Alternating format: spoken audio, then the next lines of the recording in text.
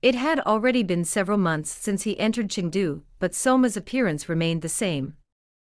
While children at his age grow up day by day, Soma's appearance is fixed at about 6 or 7 years old. Any child would have been very sad having this kind of circumstances, but Soma calmly accepted his reality. Well, there are some advantages.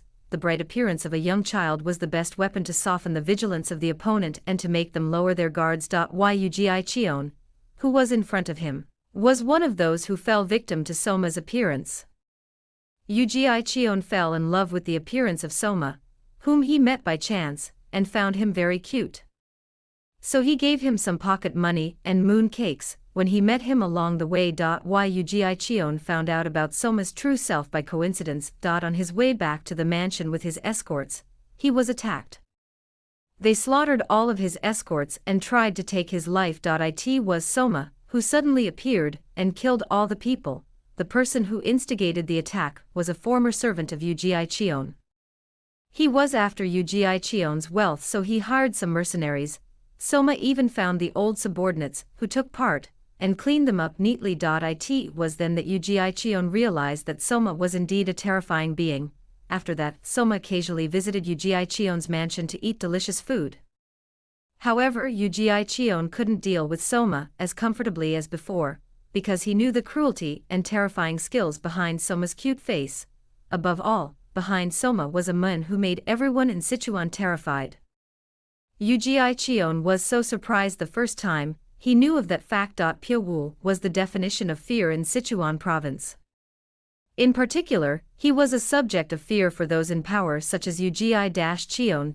In the past, the powerful and influential people in Chengdu and Sichuan had lined themselves up with prestigious sects such as Amei and Qingcheng. They joined hands with those prestigious sects so that they can protect their wealth and power. However, their operations were brutally trampled by a single person, where they had northwest choice but to close their gates. Naturally, influential people tried to get in Piawul's good graces. However, no one succeeded in establishing direct contact with Piawul. Some even said that Piawul had already left Chengdu. However, Yu Jiaiqian knew that Piawul was actually staying in Chengdu, in one of the Xintian Road mansions. It was Soma who told him that Soma really liked Yu Jiaiqian. Because he was the first to treat him well without any calculations or hidden agendas in mind. He was deceived by his cute appearance. Even now, Soma was smiling brightly. But Yu Jiaiqian couldn't laugh. By knowing the true nature of Soma, it would be impossible to treat him as comfortably as before. Soma looked down at Yu Jiaiqian. Grandpa is a very good person. Me? It was your first time meeting him yesterday.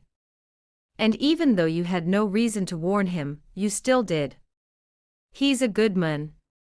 Even though his nephew made a big mistake, you have to distinguish between a mistake and a deliberate attempt. He crossed the fence with impure intentions. So you can't say it was a mistake, Grandpa. I'm sorry. I made a mistake. Anyway, I thought it was too harsh for him to pay the price for his nephew's wrong choice. I understand Grandpa's perspective, but don't do something like this next time. Because if you do, I might just avoid Grandpa. Yes, I'll be careful. I'm sorry, Grandpa. For saying things like this. Don't. Yu Jiaiqian shook his head. See you later then, Grandpa. Okay. Soma floated into the air. His figure disappeared from his line of sight in an instant. Yu Jiaiqian, who was left alone, let out a deep sigh. Soma returned to the Red Villa. Then, Steward Go greeted Soma. Steward Go initially had a very sharp impression. However, after Soma and the other two children entered the Red Villa, he became soft. Soma asked, Uncle Go. Where's Guyan? Steward Go pointed his finger at the basement of the mansion. Is he stuck there again? Steward Go smiled and nodded. Then Soma sighed. What does he like about that stinky basement? Soma sighed and walked towards the entrance to the basement. Steward Go looked at Soma's back with a smile on his face. The back view of Soma walking with the wheels hanging around his neck was so cute. The burden on Steward Go was greatly reduced as Soma and the children entered the Red Villa. Since the children shared his work, Steward Go was able to faithfully stick to his duties. Soma stood at the entrance and shouted, "I'm going in." He shouted so Guyan could hear him. If he enters without letting Guyan know in advance, the devices will be activated. Guyan decorated a space just for himself in the basement of the Red Villa. From the entrance, it was covered with various traps and machinery, reminiscent of an iron fortress. Because of that, even Soma and Yunyo had to tell him in advance when they were about to enter the underground space so that Guyan could disarm the machinery and traps. Perhaps because he heard his voice, the machinery and traps did not activate. Thanks to this, Soma was able to easily enter the space of Guyan. The basement was really spacious. There was a huge amount of bookshelves in the vast space, and there were many books on each shelf. There was still a lot of empty space, but Soma thought it would be filled soon. There was a large desk in the middle, and on the desk were piles of papers and booklets. He could see Guyan sitting in front of the table. Guyan opened a yellow booklet and wrote something down. Soma didn't want to disturb him, so he just watched from the side. It was not long after when Guyan was finished with his work. Done. Tack, Guyan stretched as he closed the booklet. Soma asked, "What is that?" "I organized the list of merchant and escort companies that came to Chengdu yesterday." Guyan replied as if it were nothing, but Soma knew how difficult it was. Guyan, who followed Pyeowul to the Red Villa, soon discovered his aptitude. It was his ability to collect and grasp the flow of information. For him, who can see the flow of qi, grasping the flow of information was as exciting as a fish meeting water. Guyan took over the work that Steward Go used to do, and his talents bloomed as if he had finally found his vocation. Guyan was also the one who initiated for them to take over the underworld of Chengdu. He used Soma and Yunyo to rule over the underworld. From then on, it was a breeze. He established a surveillance system of his own, so he could immediately grasp what was happening in Chengdu. It was originally the Hao clan who presided over the information in Chengdu. However, Guyan nibbled away the Hao clan's information network. By the time the Hao clan realized this, most of the initiative had already been passed to Guyan. At least in Chengdu, the Hao clan could not maximize its strength.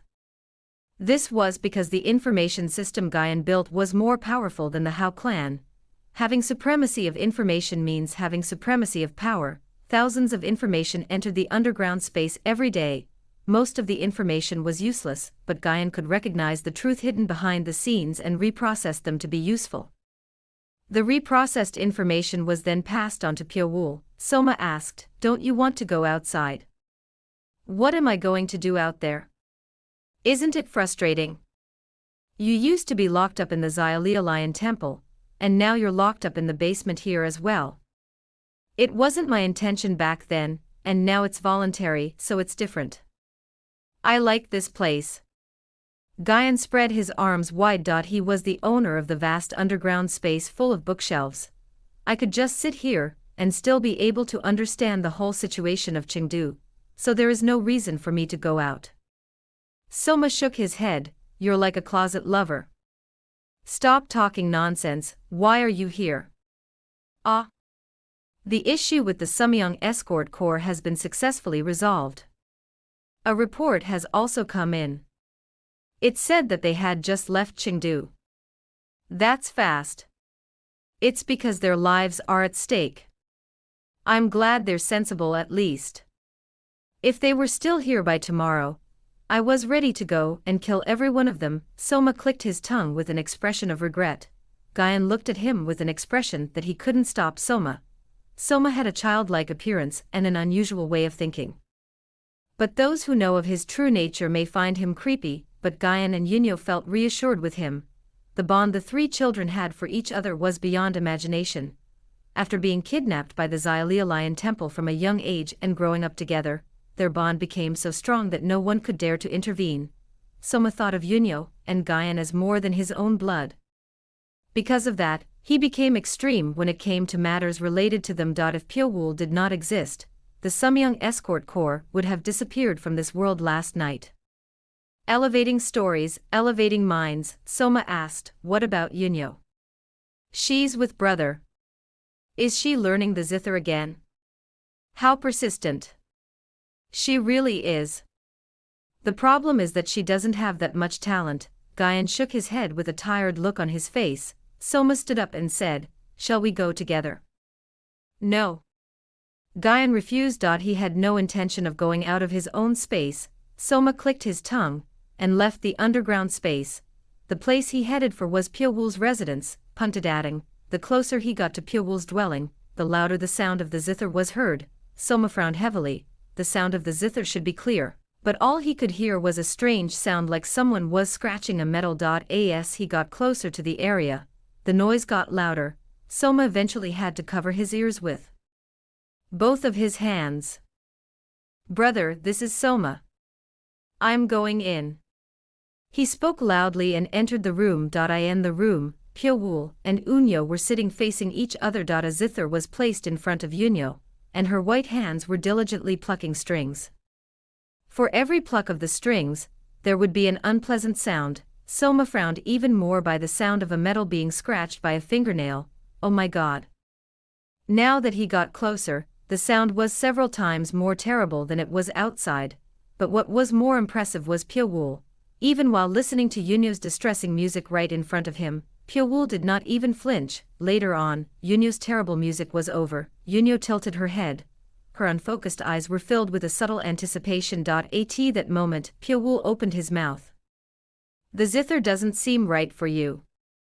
"Ugh. There's no problem with you running a brothel even if you don't know how to play the zither, so just give up." Unyo bowed her head at Pyowool's resolute words. Kikik. Seeing Unyo like that, Soma burst out laughing. "Don't laugh. See? This is why I told you to give up earlier. Don't you know you'll just be ruining your own business?" "HMPF. I won't give up. I won't." Unyo got up from her seat. She glared at Soma and went outside. Even though she was blind, she had the ability to perceive her surroundings accurately through her other senses. Soma smiled and sat down in front of Pyowool. "Brother is so amazing. How can you keep hearing that kind of noise?" "I couldn't stand it for even a moment." Just as Guyan found his aptitude, Unyo also found a place she liked. It was the brothel that Pyowool owned. Unyo had never decorated herself in a splendid fashion in all of her life. So she was fascinated by the splendor of the brothel and courtesans. Although she couldn't see it with her own eyes, she liked to wear colorful clothes and accessories. Although she had no intention of selling her body as a prostitute, she wanted to run a brothel. She thought that in order to run a brothel, she had to know what the courtesans were doing. That's why she was trying to learn how to play the zither. Unfortunately, however, she didn't have the talent for it. The heavens gave her such a beautiful appearance, but it didn't give her the talent for music. She was sent to the Celestial Music Hall where Pyowool learned music and studied under the band teacher, but her skills did not improve at all. Rather, it made the band teachers tired of the terrible sound she was making. In the end, she could not last 2 months and was kicked out of the Celestial Music Hall. After that, she came to Pyowool because she wanted to learn how to play the zither. Of course, the result was the same. Soma was envious of Guyan and Unyo. The two of them had already found a job they liked. He hasn't found anything yet, something he would like to do, and the direction he wanted to go. Although he escaped from the Xylea Lion Temple, he was still wandering around searching.